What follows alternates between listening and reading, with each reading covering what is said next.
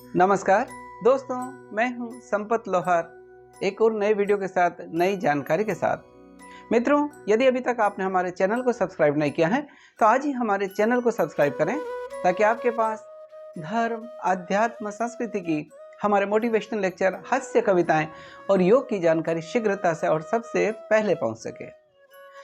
दोस्तों, आज धर्म, अध्यात्म और संस्कृति में हम आपके बीच में एक बहुत ही रोचक विषय के बारे में जानकारी साझा करने वाले हैं।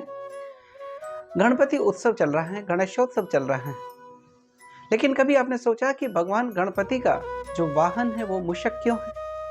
कैसे मूषक गणपति जी का वाहन बना और ये मूषक अपने पिछले जन्म में क्या था और इस जन्म में उसका नाम क्या है? ये सारी जानकारी हम आपके बीच में साझा करने वाले हैं।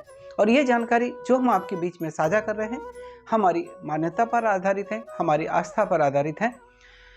दोस्तों, वैसे तो मूषक कैसे गणपति जी का वाहन बना, इसकी कई सारी कथाएं प्रचलित हैं, लेकिन एक पौराणिक कथा हम आपके बीच में साझा कर रहे हैं। दोस्तों, एक बार की बात है कि ये जो मूषक है, भगवान गणपति का जो वाहन है, वो अपने पिछले जन्म में क्रौंच नामक गंधर्व था जो इंद्र की सभा में था। एक दिन की बात है कि इंद्र की सभा चल रही थी और वो क्रौंच नामक गंधर्व वहाँ हंसी ठिठोली कर रहा था, न उस सभा को गंभीरता से ले रहा था। इसी हंसी ठिठोली के बीच में उसका पैर ऋषि वामदेव पर गिर जाता है और ऋषि वामदेव बड़े क्रोधित होते हैं और उसको मूषक बनने का या चूहा बनने का श्राप दे देते हैं।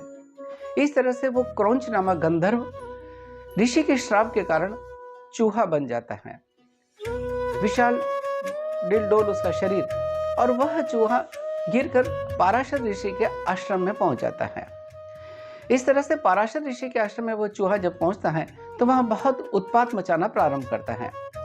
पाराशर ऋषि के आश्रम में वह चूहा अन्न खा जाता है, ऋषियों के वस्त्र कुतर देता है, ग्रंथ कुतर देता है और इस तरह से बड़ा उत्पात मचाने लगा और पाराशर ऋषि भी बड़े परेशान होने लगे। तब उन्होंने गणेश जी से मदद मांगी और गणेश जी की स्तुति करी। तो गणेश जी उस चूहे को पकड़ने के लिए अपना पाश फेंकते हैं और वो चूहा उस समय पाताल चला जाता है, लेकिन उसका पाश पाताल में पहुंचकर उस मूषक को पकड़कर, उस चूहे को पकड़कर गजानन के सामने प्रस्तुत कर देता है। जब मूषक गणपति के सामने आ जाता है, पाश में बंधा हुआ होता है, करीब करीब मूर्छा की स्थिति होती है, तब वो भगवान गणेश से अपने प्राणों की भीख मांगने लगता है। गणपति जी कहते हैं कि मैं जिसने भी ऋषियों का या धर्म के विरुद्ध काम करता है या ऋषियों की रक्षा के लिए ही मेरा अवतार हुआ है, लेकिन मैं तुमसे प्रसन्न हूं, तुम चाहो तो कोई वर मांग सकते हो, क्योंकि तुमने मुझसे याचना मांगी है, अपने प्राणों की भीख मांगी है। तब वह चूहा अपने अहंकार से गर्वित हो उठता है और सोचता है और गणेश जी को कहता है कि भाई, मैं तुमसे कुछ नहीं मांगता और अगर तुम चाहते हो, मुझे तो तुमसे कोई वर नहीं चाहिए, लेकिन अगर तुम चाहते हो, अगर आप चाहते हो तो आप मुझसे कोई याचना कर सकते हो। गणेश जी उसके अहंकार को तोड़ना चाहते थे, इसलिए उन्होंने उस चूहे से कहा कि तुम मेरा वाहन बन जाओ, और वो वाहन बनना स्वीकार कर लेता है। इस तरह से चूहा गणपति जी का वाहन बन जाता है।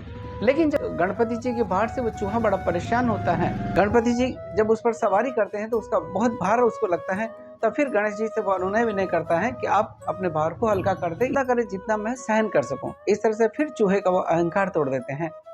तो दोस्तों, जो गणपति का वाहन चूहा कैसे बना, ये इसके पीछे की कहानी थी। यह चूहा अपने पिछले जन्म में, जैसे मैंने बताया, क्रौंच नामक गंधर्व था और जो चूहा या मूषक भगवान गणपति का जो वाहन है उसका नाम डिंक है। ये छोटी सी कहानी है गणपति जी के बारे में जुड़ी हुई, चूहे से जुड़ी हुई कि आखिर मूषक कैसे गणपति जी का वाहन बना। दोस्तों, अगर ये जानकारी अच्छी लगी हो तो आप इसको लाइक करें, शेयर करें, कमेंट करें।